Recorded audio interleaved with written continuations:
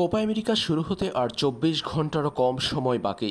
আগামীকাল আর্জেন্টিনা কানাডার ম্যাচের মধ্য দিয়ে পর্দা উঠতে যাচ্ছে মহাদেশীয় শ্রেষ্ঠত্বের এই প্রতিযোগিতার। বরাবরের মতো এবারের কোপা আমেরিকা আসরীয় হট ফেভারিটের তালিকায় আছে ব্রাজিল আর্জেন্টিনা। মহাদেশীয় শ্রেষ্ঠত্বের প্রতিযোগিতায় উদ্বোধনী ম্যাচে মাঠে নামছে আর্জেন্টিনা ও কানাডা। শিরোপা ধরে রাখার অভিযানে মাঠে নামার আগে আর্জেন্টাইন সংবাদ গণমাধ্যম বিভিন্ন সাক্ষাৎকার তুলে ধরছে লিও মেসির। তেমনি এবার আর্জেন্টাইন সাংবাদিক মার্সেলো তিনেল্লিকে একান্ত সাক্ষাৎকার দিয়েছেন লিও। সেই সাক্ষাৎকারে এবারের কোপা আমেরিকায় ফেভারিট কোন দল সে প্রসঙ্গে কথা বলেছেন লিওনেল মেসি। এ সময় লিওনেল মেসি বলেন, আমি সবসময় বলে এসেছি আর্জেন্টিনা ফেভারিট। মনে করা হয় আমরা সবসময় সেরা খেলাটাই খেলছি। আমরা সমালোচনার শিকার হলেও এই ব্যাপারে প্রশ্নের কোনো সুযোগ নেই। আজ আমি বলতে পারি আমরাই সেরা, কারণ আমরা সবশেষ চ্যাম্পিয়ন। কিন্তু এর অর্থ এই নয় যে এবার আমরা হেসে খেলে জিতব।